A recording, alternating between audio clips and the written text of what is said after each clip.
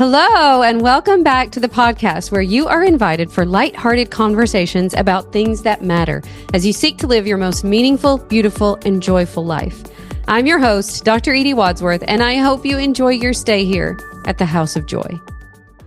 Hi, everybody. Welcome back to the podcast. I could not be more excited at our guest today. We have my dear friend, my CrossFit coach, Galen Godbey, here in the House of Joy. Hi, Galen. Hello. How are you? Good. How are you? I'm all right. Can't complain. so- Happy to be here. Thanks for I'm so hosting glad you're here. this old dog. Yeah, it's funny because when we started hosting guest episodes, we were making a list of people we wanted to have, and you were at the very tip top. That was Emmy, That's by my the height to way. blame. It's my height to It's your height. It is. You were the tallest person that we decided we should interview. But it's so fascinating because I quickly made a list of people that I wanted to interview. And when I looked back at the list, I'm like, all the people on the list have really had, in some way, a profound effect on my own journey, on my own life. And as you know, the community of ladies that I serve are basically like me. And they're basically like me when I met you. So I met you in 2017. That's when I first joined the gym. 7 years. 7 years. I can't believe it. I wanted to pull up a picture. I actually did pull up a picture earlier. I showed the girls this picture of one of my first attempts at doing a power clean. And both of my knees were knocking in together, which was like a foreshadowing that I was probably going to tear my ACL someday. Challenging future. Yes. It's crazy to me how much I feel like I have grown as a human and in my own like personal growth journey and my own physical health journey since I joined the gym. It literally is, and you guys say this as part of, when people are coming into your world, that you want to provide people with the best hour of their day. And I can say 100% best hour of my day for 7 years. I love my gym so much. And actually, Katie and Emmy, who are producing the podcast today, always come when they're here to film, and they say it every time we leave. I wish we had a gym like that at our place. So I just want to say thank you. Because I feel like what started there for me, I never could have anticipated, like what it would lead to and how it would really lead me in so many ways. That was actually before I ever even learned about life coaching. So you guys, it's kind of like exactly your tagline, inspiration through fitness. And that's exactly what I experienced. And I'm so grateful. Well, I don't know how I follow such a warm, raving introduction. But you couldn't have described what Justin and I set out to establish, even though we didn't have a real clear picture. I always say when we first opened the gym, we were on dial-up internet speed, and we knew there was a picture, and we knew there was some color, and there would be some sort of clarity, but it was slowly processing pixel by pixel into what you just poetically described as, it is nothing more than a channel through which you can learn who you hopefully are meant to become. Yes. So there's so much we can get into, but thank you for trusting that process and being willing to humble yourself honestly on a daily basis. Girls, did we not humble ourselves today? I wrote in the Instagram caption that we took a picture together. I'm like, I should be mad at him because he just put us through a lot of pain. But instead, I've learned so much about myself and about the world through doing that. Right. I would love for you to start by telling us, like, how did you get here? I think about the business that I started, and I'm like, I can't imagine doing it in real life. I can't imagine what you have built in real life for people that you have sustained for this long. When you look at how quickly small businesses fail and how few of them last a year and how very few more of them last 10 years. Didn't you just have your 10 year? We had our 11th year in Bristol. 14 this year. 14 in Morristown? In July. Oh my gosh. Yeah. Unbelievable. So how'd you do that? Well, Tell us about your journey. Let's be clear. It's not me who did this, right? I just have a faint idea about what I think at the time, and by I mean we we have an idea about what we think is right, and we learn all too often where we're wrong. And assuming we're trending in a direction where we propose the truth lies, then things have seemed to fall into place. I don't want to take any credit or any sort of mastermind behind the grand plan responsibility. But yeah, we started, geez, where do I even begin this conversation? I was young and dumb and stupid like all males. How old were you, and now by the I'm way? old and dumb and stupid like all males. We opened the gym. You were young when you started. I was 25. You were 25. And looking at 25-year-olds who I know now makes me just scratch my head and wonder how much hubris I had to assume that you could do this thing. thing? I could tell adults what to do and how to live and how to eat and the endless cascade of reasons that we want people to come to join the gym, as if I had some sort of experience to draw upon and provide wisdom. But actually, thank goodness that when we're young, we kind of have that kind of courage without sometimes any justification. Thank goodness. Steve and I and Justin and Taryn always say we jump out of a plane and you figure out how to land on the way down. Hopefully you have a parachute in your hand and you learn how to use it. We use that tired analogy a handful of times. But yeah, we started. My history is athleticism or athletics, I guess. Yeah. Wanting to be more athletic. Baseball, basketball. Played in college. Fell out of love with baseball. Fell in love with exercise. Didn't realize that's what I was falling in love with. Did you study it in college? I don't even know if I know that. No. Okay. No, I didn't so fascinating. Yeah. From there, let's see. I think it would be disingenuous to say I started for reasons that weren't vanity related. Yeah. I think Don't all, we all, though? I think all of us start for reasons that are vain.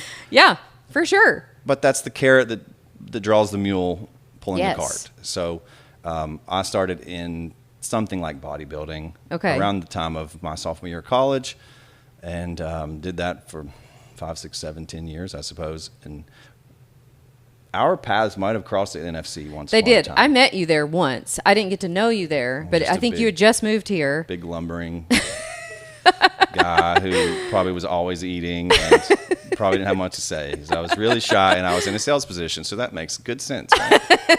The shyest people should be your best sales. Yeah. You want to exercise, don't you? Why wouldn't you? Ha ha ha. Yeah. Sign here. Yeah.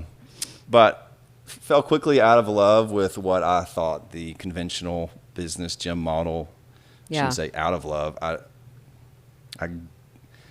glanced into the abyss and realized how much I disliked it. You didn't like it. And how the morality or the ethics surrounding the way the business operated made me recoil, essentially. So my good friend Justin, who is sadly not with us here today. I love him too. His personality would be much more colorful on this camera than mine. He had for years been beating this drum. I should say years. A couple of years been beating a drum about CrossFit. And I said, finally, at long last, whatever, man, I'll do it just so you'll leave me alone. Yep. And I guess this was around 2009 that he convinced me into joining him at a CrossFit workout at National Fitness Center here in Morristown. So we did our first workout together here, and then the rest, as they say, is history. Yeah. Wow. So then how long after that did you actually open? The next year. We opened the next summer. And I love this story. The only part I know is that you started at the park. Right. So once again, full of hubris and big ideas that everyone wants to share our opinions, right? We held free Saturday workouts for 5 weeks, the 5 weeks that predated our actual opening day at Panther Creek State Park. So on our anniversary, often about every 5 years now, so we're due next year to go back and there. Kind of return to our homage to Panther Creek, where we made sandbags out of, no lie, construction trash bags. We filled them with pea gravel and duct taped them. And we trained with those and had these tires that still sit at the gym that no one ever uses or touches. They're just essentially puddles for animals to live in and drink out of, mostly mosquitoes. Yeah. Those tires and sandbags and a sledgehammer or two. And wow. That's where Steve joined up with us. Technically, I knew Steve at NFC. Not technically, I knew him before then. Okay. But Steve started doing CrossFit at that time. And you guys, when you started, our gym is a lot different now. But when you started, of course, you were younger and you were all, like, I think, really interested in competing. I think the flavor of the gym was a lot different back then before I joined. Dramatically different. Yeah. You could probably ask folks who were in our lives and walked out of our lives and have walked back in to see what their impression of us how it has changed over the years. And hopefully it has changed over the years. And if anything, I hope in 10 years from now, I'm a little bit different too, that I'm less firmly grasping to these ideas that I have currently. Yeah. So yeah, we certainly had a competitive spirit. Yeah. And we still do. I don't know. You can't ever totally snuff that spark out. Okay, let me just say that you and Katya, we had several people from our gym. Amethyst went and competed at the USA weightlifting competition and took home the gold. So yeah, we still got it, or you still got it. Some. I never had it, but you still got it. You just got to be. You have to exist long enough without being too hurt and too damaged to compete. That's the benefit of aging. You don't have to lift any more weight. You just have to be as average as you were at a younger age. Okay, whatever. And do well. That's what I say. Yeah. So that. Yes, let's give the devil his due and say we're still competitive. Yeah. We're still successfully competitive in some arenas. Yeah. Not all. I also love, like, when we got to the gym, Jeannie Jet and I came to the gym together, kind of like on a mission to get our lives and bodies back. And I think this happens to a lot of women in midlife, where you get to a certain age and just things aren't working like they used to. Your body feels foreign to you. Most of us, I think, don't have the best lifestyle, and the stress and whatever else that, comes on with a lot of us in my age group. You've raised a family or you're raising a family, and the stress of that. And we just put ourselves last, and we haven't taken care of ourselves. And I just, it's like we collectively walked in kind of like, please help fix this. Please help fix us. And we did personal training with Steve for a couple of months before we joined in to the regular workouts. But I will say that the atmosphere that you've created there is not at all, I don't think, what anybody expects who's done any kind of group fitness. It really is such a rare, supportive, loving, but challenging atmosphere that you guys have created there. And I just think I've visited lots of other CrossFit gyms, in different, when I'm traveling or whatever. And I know I'm biased, but I'm like, oh my gosh, everybody needs to learn from y'all how to do it, because I don't think we would have stayed if it had been what I thought it was going to be. So I think people see like images of the CrossFit Games, or they see, whatever we dream up in our minds of what it might be like. But if you came to our class, the class I go to at 8:15 on a regular Monday or Tuesday morning, you would see normal looking, a lot of women, right, some men, who are really just trying to feel better, stay strong, stay as fit as possible, right, for as long as possible. It's really just us normal people. It's true. There's, for better or worse, mostly worse, the perception of what a CrossFit gym is and what a CrossFit gym actually is, or there's a chasm between those two things. Yeah. And that's not always the case. So like all methodologies, like a church, like any religion, the way the principles are applied, yes, ultimately boil down to those who practice those principles. So we've tacked here and there, and I think we've landed in a place, I'm confident saying we've landed in a place that is more aimed and oriented towards longevity. And relationship building, and the relationship that you have with yourself, because most folks start because and here I'll look in the mirror myself and say we all start from this idea of dislike of self, of something, because that is probably the pain point that that pulls us into the gym. So there's something that's unsatisfactory. Yes, generally it's a dissatisfaction with self. How do we fix that? We go to a gym and we endeavor to fix those things. And that's a whole other ball of wax that we can get into, I'm sure. I always say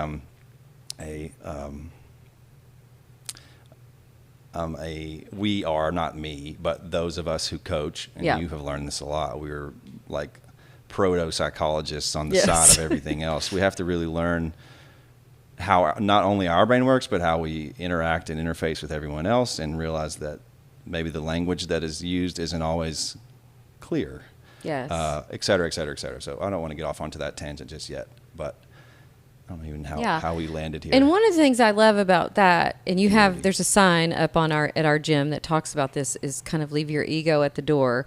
But what I love about that at our gym is that I feel like it's so well demonstrated. It doesn't feel competitive. It doesn't feel like anybody's trying to, how at a lot of times at a regular gym there's mirrors and everybody's, we don't have any mirrors. It's really, and you just see people cheering each other on. And when you're having a bad day, it's okay that you're having a bad day. Like it feels like you guys have just created a safe place for people to explore that. The reconnection with themselves, keeping your word to yourself, learning how to, you talked about it today, and it seems simple, but in part of our workout today is we were supposed to do 10 perfect push-ups, and it's easy to lie to yourself in a push-up. Respect. If you don't respect the push-up, then what else can you expect to respect from yourself? And that is what I mean when I said humble yourself on a daily basis, to realize, sometimes you're just in there to move and check a box, and realize that a bad day is worse if you don't sometimes exercise. So yes, give yourself the space to understand the grace and the space, whatever you want to call it. But then also commit to the process of learning what technical movement can yield, and then see what that same commitment applied in other fields, the inspiration through fitness, will also provide. Humbling yourself before what it is that you're doing, and respecting it. And like I said today in the class, I said, respect the push-up.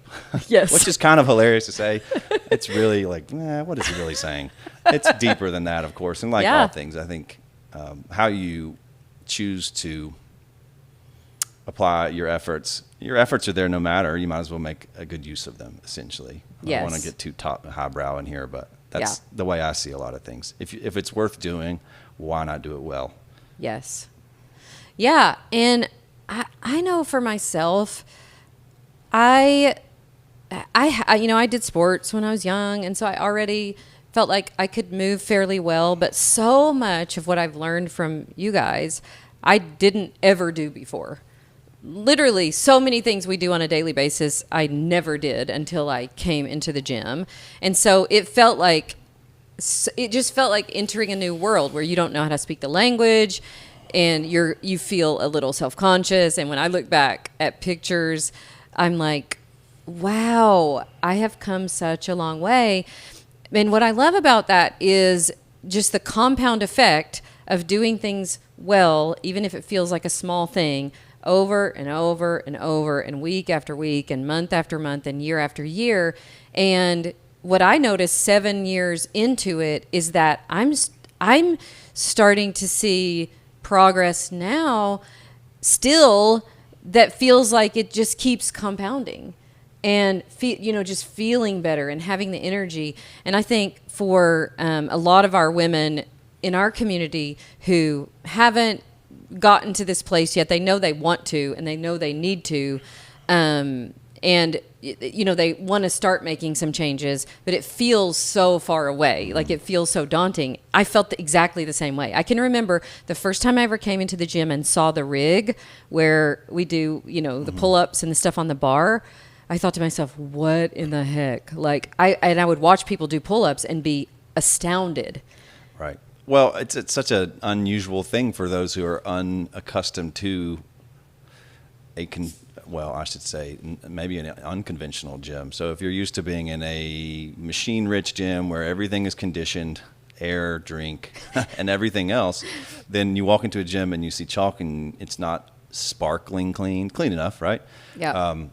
And you don't see this cafeteria option style of what machine do I sit on and read and have it force me to move in a way that's somewhat mechanically sound, then it can be intimidating and daunting, and you don't realize how little you rely on your body's natural language of movement until you ask it to speak. And then, like your knees, the first time you did a power clean, it will speak to you. It's just a matter of having someone interpret the language. Yes. So true. And then your whole idea of doing things right, each little individual, the compound interest, I say that all the time, and we can apply that to nutrition and anything else. Yeah. But simply paying attention to one thing that was a subconscious, unconscious decision can really pay dividends over the term. Yeah. So whether you start investing, I always say this too, the best time to plant a tree was 20 years ago. Yeah. The second best time? Today. Yeah, exactly. So do things right from the kick. In other words, long and short of it is make good decisions. Yeah. Always. Yeah. And make decisions that satisfy your current self well enough, but also take into account your future self, because that's the judge that looks back on, I did this right, I did this wrong. You might as well make decisions that will, at least with what perspective you have, afford you the opinion of yourself that you want to respect. And what I've been exploring, I would say in the last year, a lot, is how, like, the benefits of feeling as good as you can feel. And, you know, I have 2 grandbabies now, so I go every Friday and play on the floor and dance and lift. And it has made me, like, spending days with them has made me so thankful that I did this for myself 7 years ago, that I gave myself the gift of learning how to move well, of getting stronger. I mean, there's just so many things that I've benefited from: learning how to eat well, learning how to pay attention to movement and to nutrition and all of that. And I just am so grateful that I gave myself the gift of it. I'm also so grateful that to me, if I had to see, I didn't know then what I know now. I have people ask me all the time, and I would love to know your opinion. Okay, so you say, because I'm always talking to my community, okay, you should be weight training, you should be doing a lot of walking, you know, prioritizing movement and all of this stuff. But if they haven't started yet, they don't know what they don't know. And back then, I think about how I felt in my body all the time, and I was always hurting. Everything was achy. I always felt like I was chasing to have good energy. I wanted to feel well. And I look at now, and over the last year, really making decisions on not how good is this going to taste, but how good do I want to feel? And making that sort of the litmus test. And it really has changed so much in just like some of the small daily decisions I make. Like, you know, even in the last few months, really upping how much I walk. I just noticed that after I do a lot of walking, I feel so like satisfactorily worn out. Like, you know, like, oh, I spent myself today, and I don't go to bed all restless and all of that. Just so many ways prioritizing feeling good. And I think so many of our women haven't felt that way in so long that, you know, it feels foreign. It feels like, well, I remember thinking, I'm probably never going to feel great again. And I do. And it makes me so thankful to like feel great, to have energy, to know you're strong enough to do a certain thing. So for the women that we serve that are out there and that are where I was 7 years ago, what do you think is, first of all, I have a couple of questions. Minimum effective dose of them building muscle, because I know as we age, we lose muscle. So we want to prevent them from losing any more muscle. Sure. And how would they best go about that? And I know there's lots of different ways. Of course, I'm partial to, hey, find a Galen, find a great CrossFit gym in your area. It's such a, you know, the group fitness to me is a huge benefit, the community aspect. But what are your thoughts on people who are just starting and they're like, I feel it feels overwhelming? I have a lot of thoughts. Tell me. Let me see if I can communicate them in a way that makes sense. You want to talk on what you spoke about, feeling good, not being aware of how bad you felt. What good feels like versus what good doesn't. And that's what I simply call the life's contrast. Like you can dial, if you think about your thermostat, you can dial up the contrast or you can turn your contrast down, take an ice bath, take a sauna, realize what it's like to be hungry, realize what it's like to be overfed, realize what it's like to hurt, and then hopefully put yourself in a position to realize what it's like not to hurt. And then those decisions that you're making on a daily basis provide the roadmap. It's like a GPS. Turn left. Don't turn left. Stay straight, right? So there's a commencement speech. I don't know who even said this, but you've heard about there's this fish in the water. You know what I'm talking about? So there's an old fish heading out from the reef, and on his way out of the reef, he passes these 2 young fish who are coming back in, and he says, "Morning, boys. How's the water?" And they don't say anything, and they swim on by. Do you know this reference? I've never heard this. And then the 2 young fish look at each other and say, "What is water?" So it's like this subconscious unawareness of what state you're in at all times. Yes. Until you pay attention to it, you don't even realize you don't it's even there. recognize it. Yeah. So yes, you made a bunch of decisions to improve yourself, and then along the way you stumbled upon things for you that made you feel better or things for you that made you feel worse. Yeah. And then that helped. I know it's a binary and a very simplistic way of thinking, but it helps us make our decisions in a way that hedges the bets in our favor. Yeah. Now, all that to say, strength training is very important. I don't think you have to train heavy 6 days a week. I think there are some basic principles of movement one should follow. We can cover those if you wanted. So squatting, double leg bending is what we call squatting. Yep. Hinging, Yep. deadlifting, things of that nature. A hinge, pushing from all directions with your upper body, pulling from all directions with your upper body. Unilateral work, which involves a single leg or a single arm. So you could think lunging or single arm rowing or carrying or et cetera, et cetera. Yep. And then just learning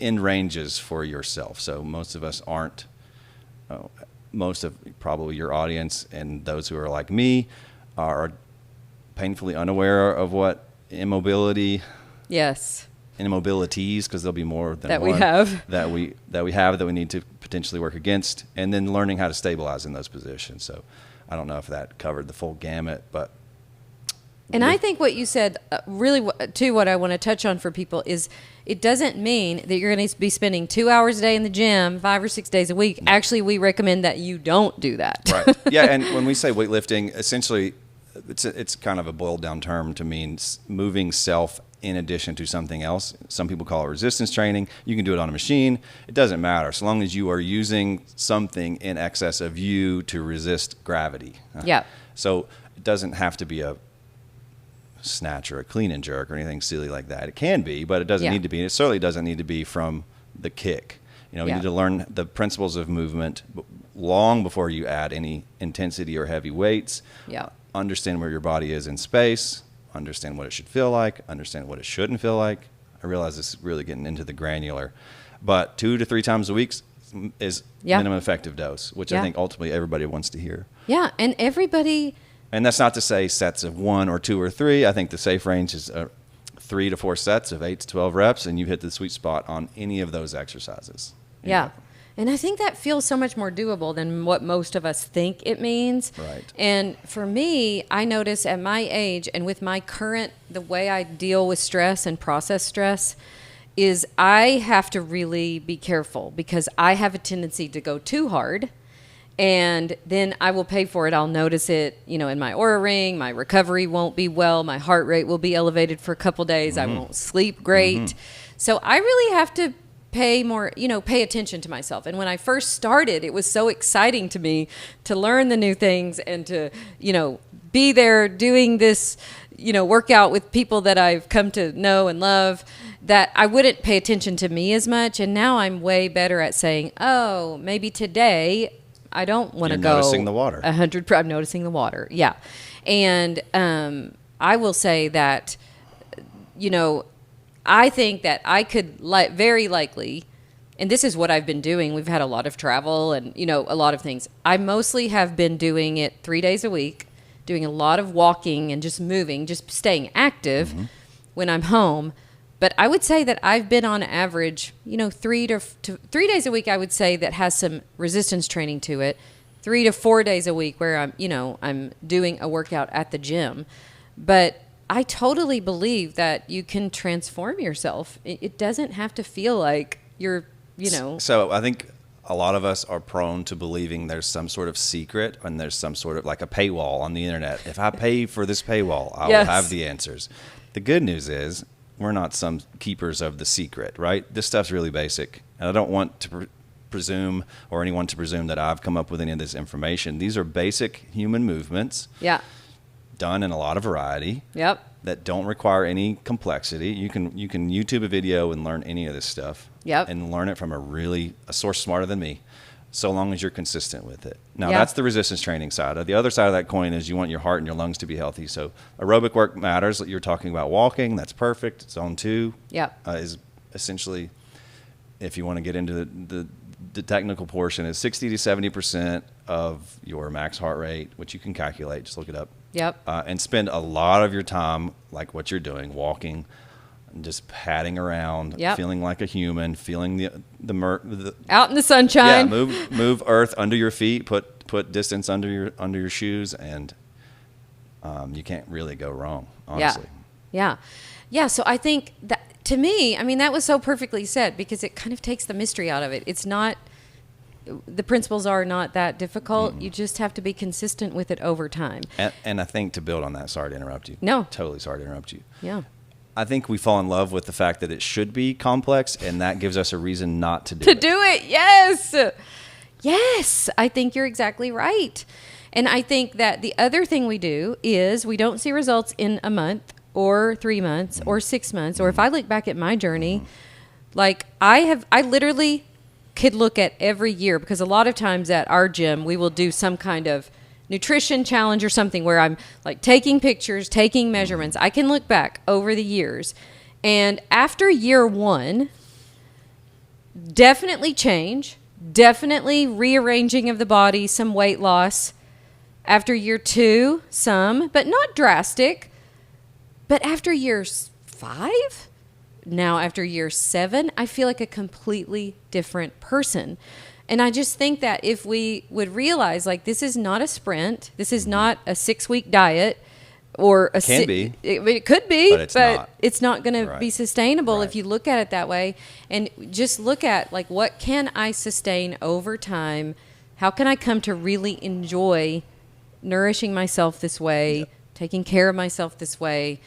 And I don't know, that mindset shift for me, because what I had done before that was a lot of short-term things. I'm going to do this for 6 weeks. I'm going to do this for, As if your fitness had some sort of finish line. As if there was a point at which you have arrived. You've arrived. You have not. And that is a big part of the understanding. Yeah. For sure. Yeah. So I think for a lot of our people, it's that mindset that we've been trained into, likely from the diet industry, where there is some secret, there is some whatever, instead of, no, it's just basic principles that you repeat over and over and over and over and over again until you die. Forever and ever and on. Right. And hopefully when you die, you'll die healthy. And you'll die happy and fit your health and healthy. span and your lifespan are in lockstep, as opposed to lifespan and health span. Yeah. So if you were, okay, we love the strength training. You've convinced me. I'll never not do it. I love it. It's funny, after I started doing it for a couple of years, Stevie, who doesn't like gyms, ordered this machine to our house called a tonal, which we love. And I am telling you, he has had a total transformation as well. He has done so many workouts. He is so faithful, like clockwork to that. There's lots of different ways you can do it. But besides that, women my age who want to stay as strong as they can, as fit as they can for as long as they can, what would you say would be, like, if you had a couple of minutes to give me your best advice for that, besides this movement part? Tell us more. Boy, that one's deep and wide. And again, I should probably preface this with, most of my opinions are ideas from other folks who I've learned. So from Rob Wolf and from Peter Attia and lots of other far more intelligent people than me. But I've learned a lot from them. And we kind of distill what we call, and we have this idea, this notion that there's a type of life you want to live. We call it our 10X life because we are 10 experience. So nonetheless, the pillars that gird up the house of a 10X life are exercise, just 1, nutrition, 1, recovery, 1, relationships. So see, I love that we have relationships as a pillar. Right. And if you could be the fittest, I heard this recently. It was a question posed to someone, or maybe it was just used to drive home the point of the value of relationships. Let's imagine Edie 7 years ago, and let's imagine Edie's idea of what she was after physically, right? Yeah. And let's just say, magic wand, abracadabra, there you are. There you are. You're the last person on earth, and there's no one else around. How happy are you? Oh, yeah. It's crazy. It's really a startling, it kind of strikes you, even where you, as I say it out loud, it even strikes me. It's like, wow, it is, yes, it's important, but it's only a fraction of what the overall satisfaction with our existence possesses, or should possess, maybe is a better way to put it. So exercise, yes. Nutrition, for sure. I think nutrition, We're going to talk about even that piece before separately in a exercise, is second. really important. Yeah. And when I say exercise, I mean resistance training and aerobic work and stability and mobility. So it's like Okay. tripartite. And then recovery, which is boring. No one wants to talk about their sleep, but you're Right. talking about feeling better, feeling worse. I don't ever feel worse than when I sleep poorly. I don't know Right. about you. Me too. Now, maybe that's because I'm a little longer in the tooth and a little grayer on the beard, but maybe I'm just more sensitive to it, just like the fish. And then as much as I like to think of myself as an independent human being who doesn't need relationships, I realize how sour I quickly grow if I don't have Yep. these conversations with people. And then more importantly, I realize how much sweeter existence is once having had those, when I can sit back and reflect Yep. on the impact of like your parents. Geez, things I took for granted. Yep. Or your friends or formative folks in your youth Yep. or relationships that you currently Yep. enjoy and that you didn't foresee, Right. and how rewarding they can be. Yeah, and what a huge gift it is. I heard this quote, and it's just stayed in my mind. I can't remember who said it, but if you don't have your health, you worry about nothing but your health. If you have your health, you're free to worry about other things. And I think for me, when I came to you guys, I was starting to get better and feel better already. I had a health crash, adrenal crash, thyroid crash, like hormones a mess. I was starting to heal from that. But when I came to you, I was still pretty like, man, I shouldn't feel this way at this age. Like I want to, start getting control of it. And what I have found over the years as I've gotten healthier and healthier and have more energy and have more stamina is it just opens life up to all the other things that I can do and Right. create and be Right. and become and adventures, and all of that. So it's like it opens up life, Absolutely. in so many ways. I know that my people are going to always have a lot of questions about nutrition. So I want to, because I don't think I know anybody who consistently eats better than you do. I came to your house when we were doing a CrossFit coach meeting one time. I remember coming to your house for lunch and I was like, wow, like this remember guy walks the walk. I would feel unauthentic if I didn't. I can't ask you to take the steps that I'm not willing to take myself. And that's not as if it's some sort of despised existence.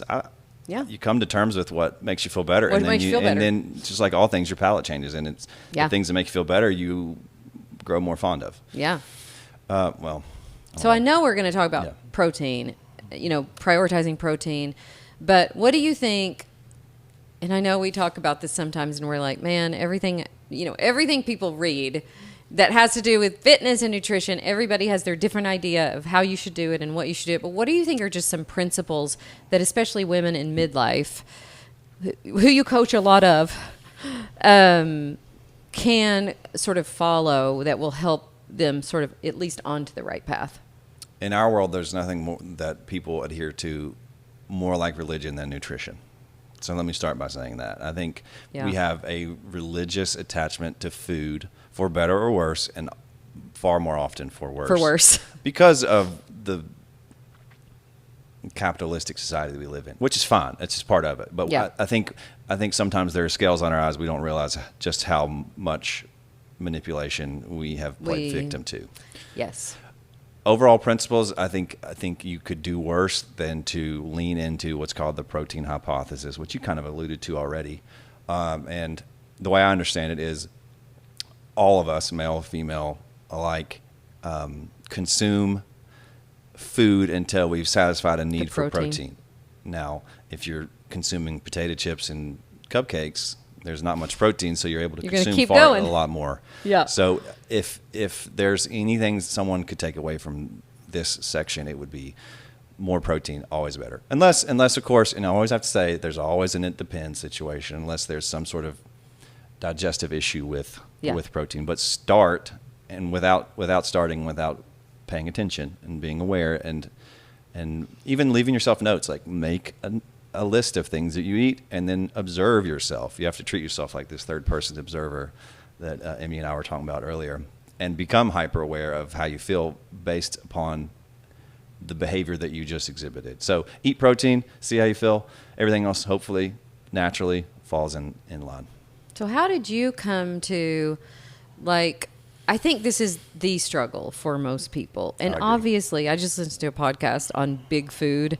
You know, there's big pharma. There's also big food where, you know, like you said, they are designing food on purpose to make us addicted, to make us consume more of it, you know, with ingredients that aren't great. Sometimes that helps me. Like, knowing that kind of helps me. Like, okay, they made that. Yeah, hit the target. You hit me. I was your target. I'm your target. Delicious. You are in a lab making something to Right. make me want more of it. So sometimes that helps me. Like, no, you know, I really do want to, for myself, make better choices. My kids relentlessly badger me about the lack of snacks around this house. Yeah, sure. Katie said, if you get hungry at mom's, you are eating a protein bar dipped in peanut butter in the middle of the night. Yeah, I would even call that a snack. Personally, that's a snack for me. I'm the same way. I don't want people to believe that I'm immune to these. Oh, me either. I love them. Hey, here, I'm a great eater, and then when I go, it's just let's see the carnage that's left behind him. But we are designed by whatever you think we're designed by to eat really well and to seek out savory foods and delicious foods, because those are generally and historically the foods that are more rich in calories. And if we have more calories, we're more likely to survive. So it's not your fault. You're designed to want this kind of food, but you also luckily have your prefrontal cortex, and you should start to work an awareness of, this is one of those times when they fooled me into eating something that I should want to eat, but I don't have to eat because I don't have to worry about my next meal per se. Right. I don't know where we were to start that piece of the conversation, but well, I do think it's the thing that we struggle with the most. Absolutely. And I would say to quantify things, and obviously as a gym owner, this doesn't benefit me, but I would say most folks could solve their problems without joining a gym. If they That's an honest thing to say from a gym owner. They could pay attention to their food, and they could take their steps throughout the day and learn how to do push-ups, sit-ups, and air squats and things, and probably be just fine. Now, they won't be strong, maybe, as strong as they could be otherwise. But 80% of the effort should, let's just assume there's a finite amount of effort that you can make. I think the majority of that effort should be placed in the direction of what you're consuming. Yeah. And then your results will compound from there. For you, what was the journey like for you? I mean, I know what it has been like for me. It feels like for a long time you're kind of not making progress. And then I wake up 7 years later and my house is full of really nutritious, dense food, not that many snacks. You know, I'm making progress. But most of the time when you're in the progress, you don't feel like you're still like trenches. You feel like you're still in the trenches. So, like for you, for somebody who eats as well as you do, is this something do we ever get to the point where like I got that dialed in? I mean, you seem like you quite got it dialed in. I think it depends on what your goals are. So, if you're eating for some specific end that you've yet to reach, you probably don't feel that way. Okay. Now, macros are everybody's heard of macros at this point, right? Yeah. When I was those girls' age. Right? When I was at NFC, I didn't know what macros were. I just knew that I needed to measure and account for everything that I was eating if I wanted to be held accountable for what my reflection was, which is this whole vain attempt to be a bodybuilder at one time. So long before there were macro trackers, I had an Excel spreadsheet that I saved on every computer that I ever used. Wow. And I would look up the nutrition facts, and I would enter that into my spreadsheet, and it would tabulate for me. So long before I knew anything about... No MyFitnessPal needed. None of that. Galen's got an Excel spreadsheet. This was like proto MyFitnessPal. I don't even know what it is. I'm sure I used to email it back and forth to myself. So I'd open it in my email. I would open the sheet. I would do my work. I would save it and send it back so I could open it at the next place I needed to be. So at home and at work, this was even again before these things, before I ever even had an iPhone. So I was a nerd long before.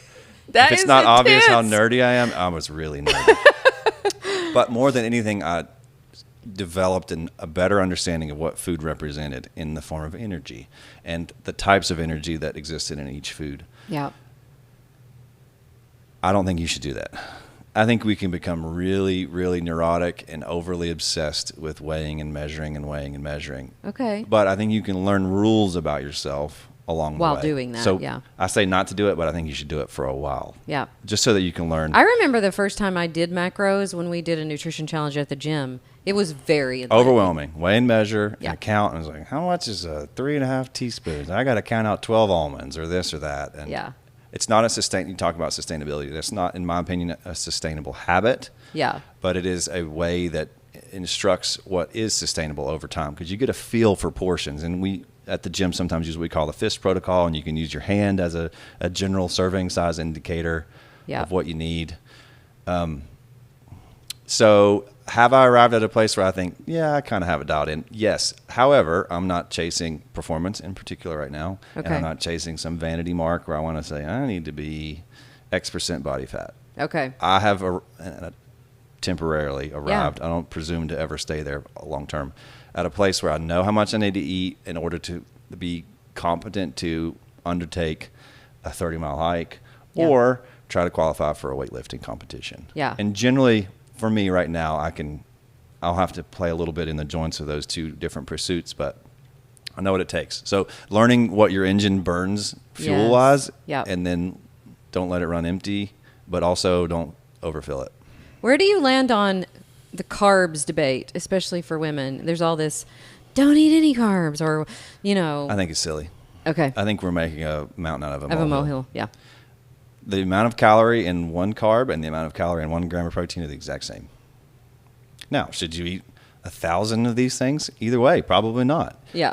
I think it's silly. I think you can learn whether your body, this is to piggyback on my last point, functions better with sugar as an energy substrate or fat as a substrate. And then and you kind of vacillate your carbs to complement that. I don't think zero carb, I don't think the carnivore diet is really sustainable long term. Right. Unless you're Jordan Peterson, maybe.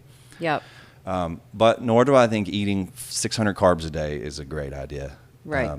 I think I run better on more carbs, lesser fat. I know plenty of people who run better on higher fat, lesser carbs. Okay. But you don't know until you play around with it. Yeah. Yeah, that's really cool. I remember the first time I went to, maybe it wasn't the first time I went, like, our gym is so cool. We take, like, fun field trips together. So when we did a Spartan race, not the one where I jumped off a building and tore my ACL, but the first one we went on, I remember we went to a barbecue place for dinner after that, and watching you and Steve order, I was like, I have literally never seen two people consume as much animal protein. But it was so fascinating to me, because that was like, I mean, we had just run a Spartan race. You could eat literally whatever you want, and you guys are getting meat, basically just piles of meat. Yeah. I'm like, that's kind of impressive. And I think most people would be floored at the amount of food I do eat. Yeah. Or that I think you should eat, you being the proverbial you. Yeah. In general, we are in the midst of, it's not a challenge, but we call it our reset. We call it 10 Extra Nutrition. I guess we're 2 weeks in. And it's interesting this year because folks who participate are able to decide if they want to try to take an aggressive tack towards calories, or a low calorie, I should say, to lose body weight, or take an aggressive tack to eat more calories and add some body weight. Add some muscle. And regardless, the refrain from the participants has been, it's so much food. I can't believe I'm supposed to eat this much food. And they're eating at a 20% calorie deficit from what their body weight is. Wow. So they're eating 20% less calories than they would need on a daily basis to sustain their body weight. The problem is the foods that we're asking them to eat are closer to whole foods. And it's not some strange, they chose their foods. We're just basing their meals on the foods that they gave us. Yeah. And they're like, really? I'm supposed to eat this much? I was eating 20% of what I was supposed to eat. Yeah. But it was all from the carb-rich sources that are nutrient poor and calorie dense. Yeah. Yeah, I think it's one of those things that I have played around with it over the years in different ways. Like I've done, even when I was at the gym, when I first joined the gym, I did keto for 6 months. That was an interesting experiment. I knew for me it wasn't long term. It just didn't sit well with my GI system and gut health and all of that. And I've done Body for Life. I've done Whole30. I've tried. I think it's good too. You learn a lot about yourself and your body when you challenge yourself to do different things like that. Most of the time now, I feel like I kind of know how I need to eat. Last year, I dealt with a recurrent resistant sinus infection, so I ended up giving up dairy for about 16 weeks. It was so crazy because I didn't, and you and I have talked about this, but I didn't really have any symptoms that I could tell from having dairy. After I went off dairy, it was crazy. My body must have been holding on to a lot of inflammation. My sinus infection cleared up. I mean, I feel like in a lot of ways it kind of reshaped my body again. I've gone back on dairy to a smaller amount, and I can tell. I mean, I probably should not have dairy, but I think all of those kind of experiments are just valuable. You learn about yourself, like what are you willing to, what trade-off Sure. are you willing to take, right? I think you made a good point. We should treat ourselves as if we are an experiment. We're N equals 1, right? So Yeah. we have a hypothesis about what this set of behaviors will create. Yeah. And we have to live by those set of behaviors and see what comes out on the other end. And the only way to know which foods are inflammatory Yeah. is to eliminate them and reintroduce them. Yeah. And if it's just this big cascade of things all the time, it's hard to parse apart what has an effect and what doesn't. I'm with you. Dairy for me is probably the worst. The worst. And by worst, I mean I just feel a general bloat and overall malaise and foggy headedness. Yeah. I can eat a lot of other things, and I enjoy dairy, and I don't think there's an inherent good or badness to any food. Right. Until you know what it represents to To you. Right. And then again, there's a benefit, which is like, ooh, this is delicious. And then there's the cost, which is, ugh, wasn't that delicious? Was it? Because this Yeah. pain's lasting longer than my joy. Yes. Yeah. So that's been an interesting experiment. I'm curious too. One of the other big categories that people ask us about, and I think in general a lot of people wonder about, is number one, injury. Because as we age, we're a little more prone, probably to already have some aches and pains, for this to feel harder than when you're 20. Mm-hmm. So there's that. And people who've had injuries who's like, I do, want to get back into it, but I'm kind of worried. Like, we had even some people ask specific things like, oh, I had a herniated disc a couple of years ago. Do you think it's safe for me to get back into it? I have 3. You have 3 herniated discs? Mm-hmm. Seriously? If I did not know that. Yeah, sorry to interrupt you. Go ahead and finish your question. Well, and I think it's also, again, with like the CrossFit myths, I've had so many people tell me, like, you shouldn't be doing that. Sure. You're going to get, injured, like all of this stuff. So I'm just curious your thoughts on that, and tell us more about these herniated discs that I didn't know about. If there are paths that lead to destruction of self, most of them I've explored. Right? Okay. And one of my roles among many is to suggest taking different paths. Yes, this is bad, that's bad, this will hurt you, that'll hurt you. Everything you use in the gym is a tool. And a tool, when used improperly, can harm. Yeah. I don't think there's anything right or wrong about a back squat or a deadlift. However, when they've been done improperly, and you can use the whole camel on the straw's back, right? If you put 1,000 reps in a row that are improper, over time, your body's telling you maybe you don't understand. Like, man, those squats kind of did bother my knee. But there'll be one that is the final one. Yes. And for me, I herniated 3 discs. I'm not exactly sure how, but I'm certain it was from improper posture while under heavy, heavy load. Okay. There wasn't a moment when I thought, well, you've just done it. And this is kind of a shtick that I always play, but I woke up on my 30th birthday, 30, and could barely get out of bed. And I was like, this is a joke. Who's pulling this trick on me? Wow. And for 8 months, I battled three bulging discs. I tried to sleep on the floor. I tried to sleep in a recliner. I do remember this story. And that's when I fell in love with weightlifting. And I decided, before that, I was trying to become the first throw at becoming a competitive weightlifter as a young 6'5" person who's nowhere near strong enough. So it was an aha moment for me, because I realized these positions really matter. And if you forsake them, you can only forsake them at your own peril. So I relearned how to move. I learned how to brace in the proper way without hyperextension or hyperflexion in the lower part of my back, which is where my herniations are. And tomorrow I could misstep and blow everything out of the water. But I think I've learned pain as an instructor, right? Yes. That was one of the best instructive classes I've ever had, because talk about forsaking things and don't realize how much you need your spine to exist. Yes. As a young male, or anyone for that matter. Yes. You don't realize it until it no longer works, how bad you took it for You granted. took it for granted. Correct. Yeah. And I think, too, like, if you don't do anything, you're also going to be Sure. injured from the inactivity. Of course. There's a quote I love to quote, and Mark Ripito is a big starting strength. And he says, injuries are the price we pay for not having sat around on our tail. Except I think he didn't say tail. You're right. I'm amending for your audience. I love it. Yeah. Yeah. And it's funny because when I tore my ACL, we were doing it wasn't a Spartan race. It was The local CEAS. It was a local CEAS was for same kind of race, yeah. but a local race. Yeah.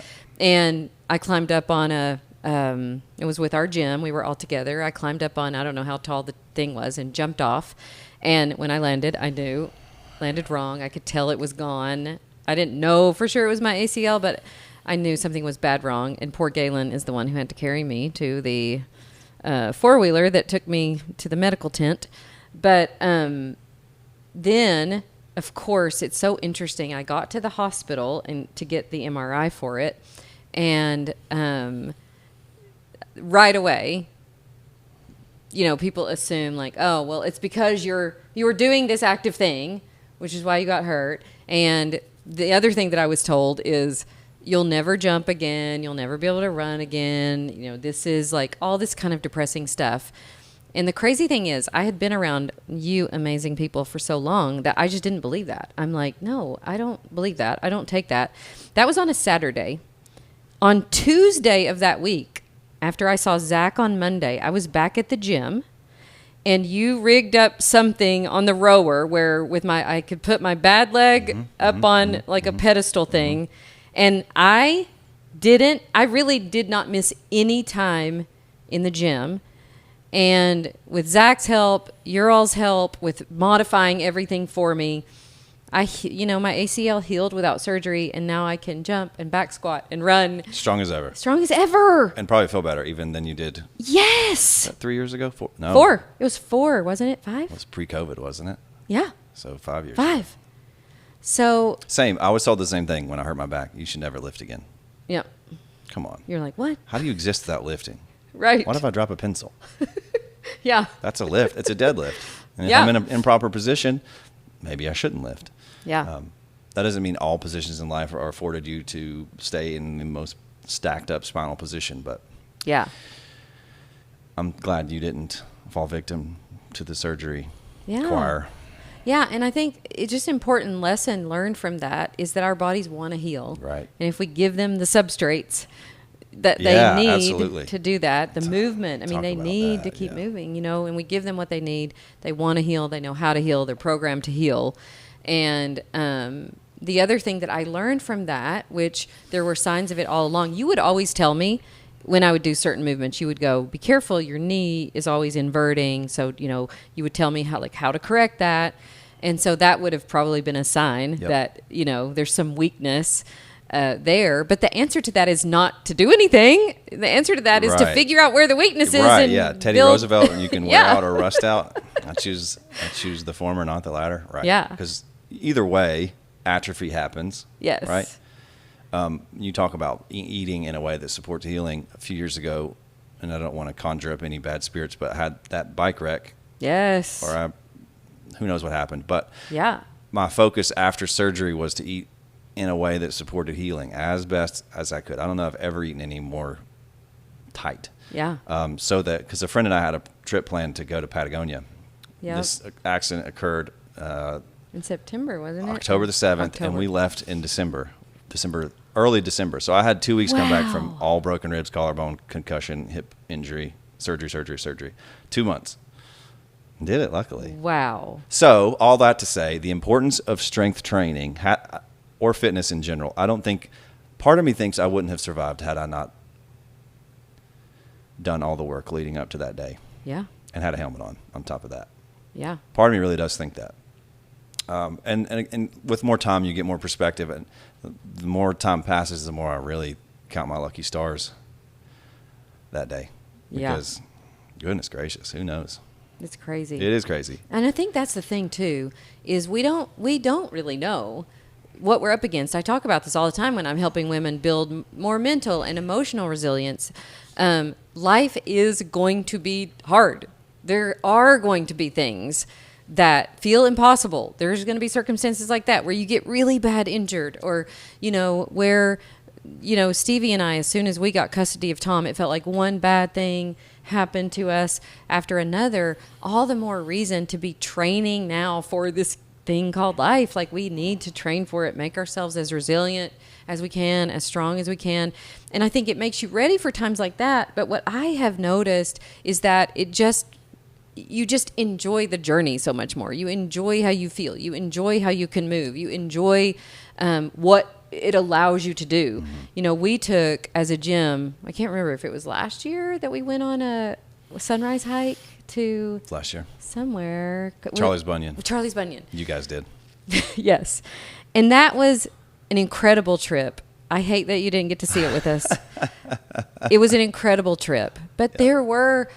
some people on that trip that weren't ready for it. Like, it was more demanding, I think, than we thought. And it just, again, there are always times like that make me thankful. What a reward. You've been training for this, Yeah, what a reward. And your training should empower you to do those sorts of things. Things that are unplanned, off the cuff, off script. Can I do it? Sure.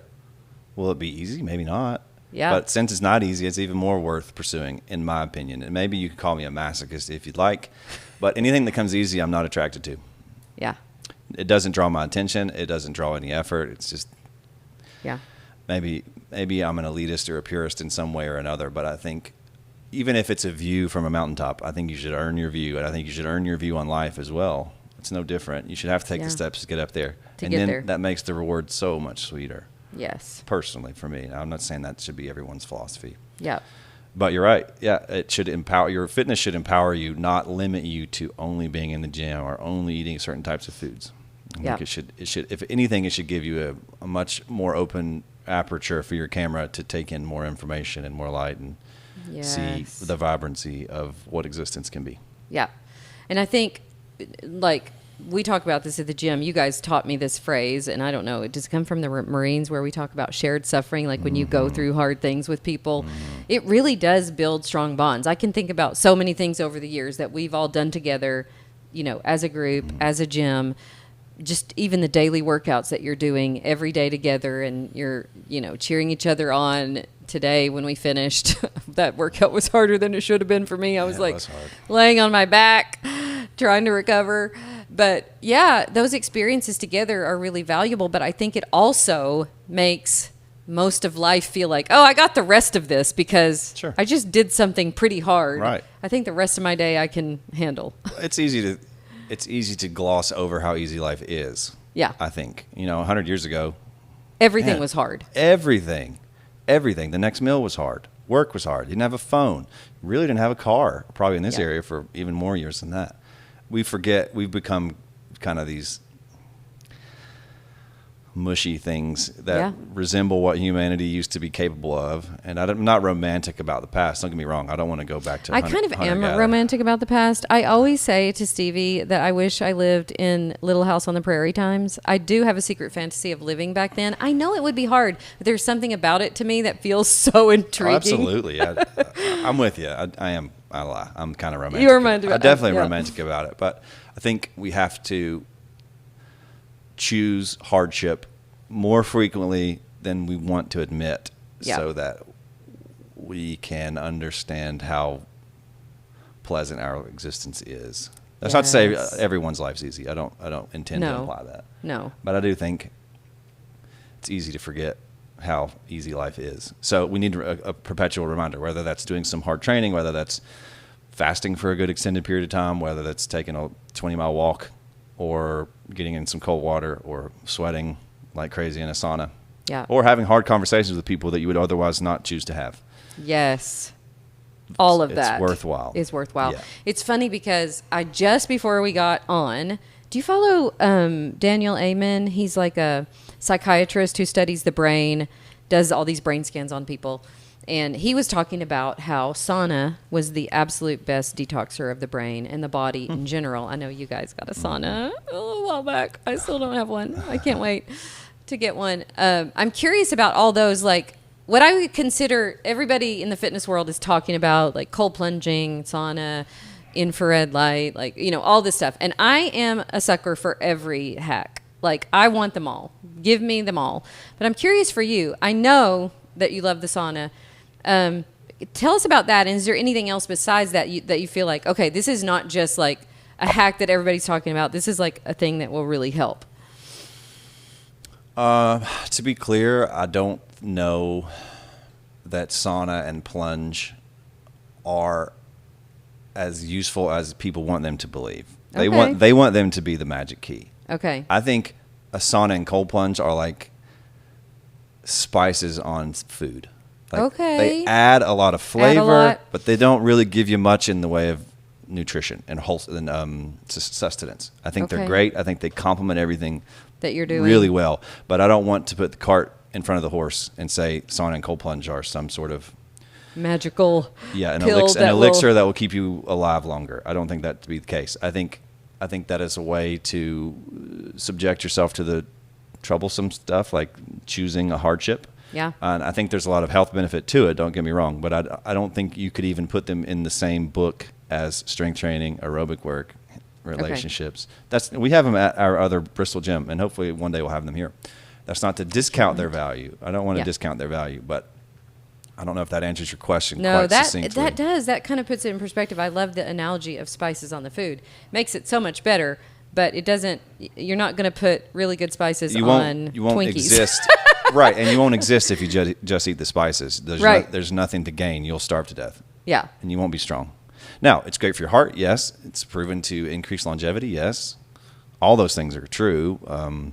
Brown adipose tissue and all the other things, blood pressure resistance, and it's a mimetic for exercise. The sauna is, and all the other things are certainly beneficial. Yeah. But I think they are magnitudes less beneficial than resistance training and all the boring stuff that is not. It's behind the paywall.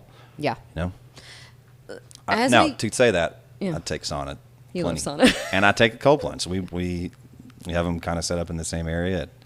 I love it. Don't get me wrong, but I would not choose that over a barbell. Okay.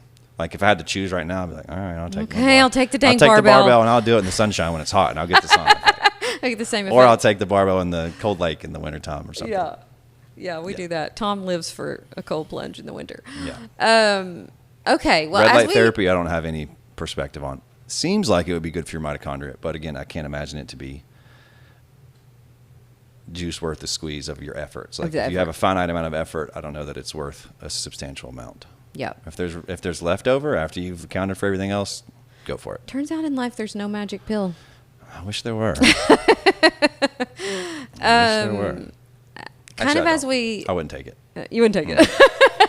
I wouldn't take it. As we think about wrapping up, I'm curious what encouragement you might have. I wish everybody had a you in their life like I do. I'm curious what encouragement you might have for somebody who feels like, gosh, I've loved this conversation. I really want to start in some way. Like, what would you say to the person who, maybe it's been 10 years since they've been I would ask them why they haven't. Why they haven't already? Why not? Ask yourself why you haven't started. And if you have a sense of direction where you should be going, there's probably a reason for it. Yes. Step that way. Just it doesn't have to be, and it doesn't have to be a whole cold turkey crazy moment where you change every bit of your nutrition and you train yourself into a bloody pulp in a gym. I don't think that's wise at all. That's actually foolish because you're setting yourself up to not return for a week. Yes. Make one decision that you'll commit to. Yep. And commit to it for the week. Yep. 1 week. See how you feel. And if you feel better, maybe add to it. Or maybe you just uphold it for another week. Yeah. Or maybe you make it a degree more challenging in whatever way that is. Maybe that's eating one meal each day that is only filled with whole foods. Yep. And maybe that's using a pedometer and making sure you walk 5,000, 10,000 steps in a day.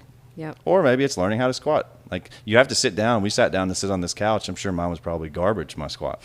But if I can become aware of my posture when I'm squatting, maybe that's a chore worth undertaking because you have to squat every day. There's no getting around it. Yeah. You might as well squat properly.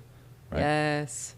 Yeah. Just start. Just start. That's it's not. We make it too hard, don't we? Yeah, we want it to be some foreign language we have to learn, but it's not that at all. Yeah. Just start.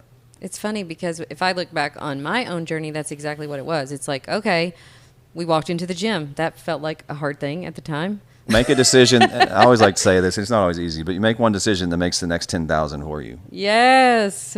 Start. You've already started. Literally, that one decision that day changed the trajectory of my next 10 years. That's and if crazy. you know yourself and you know that you're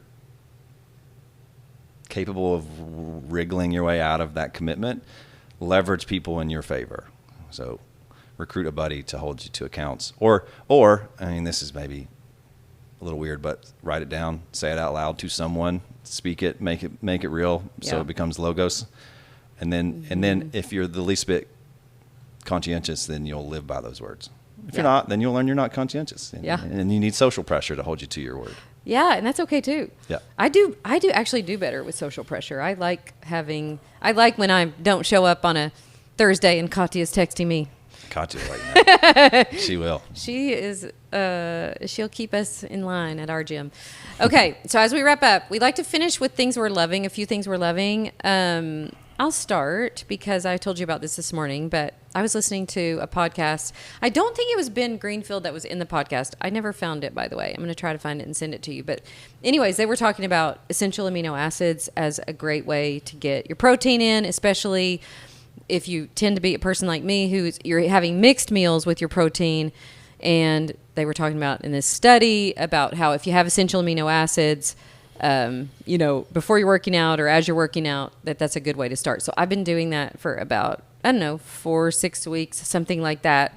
And then I just started adding collagen into my drink, and I added greens, and I added turmeric. It's turned out to be like this yummy elixir that I've been using every morning.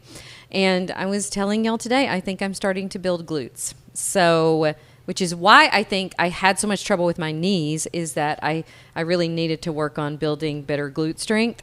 And I don't know if it's all the walking. I don't know if it's the amino acids, but I'm a big fan. So I'm a big fan. Loving my protein drink. I started reading on those essential amino acids. You did? Well, I shouldn't say started. I started reading at a cursory level. Yeah. What did you like? Did you like what you found? I didn't dislike it. Okay. I don't have any perspective that's probably worth sharing, but it was interesting for sure. Some of them do exist in food, some of them don't. Yeah. Generally, it means a balanced diet of vegetables and animal matter. Yes. Nonetheless. You probably get all of yours in your food. I try to live by certain rules for my nutrition. So like a good serving of protein, a good serving of greens for micronutrients. And then a good serving of carbohydrates flavored with fat. Sorry.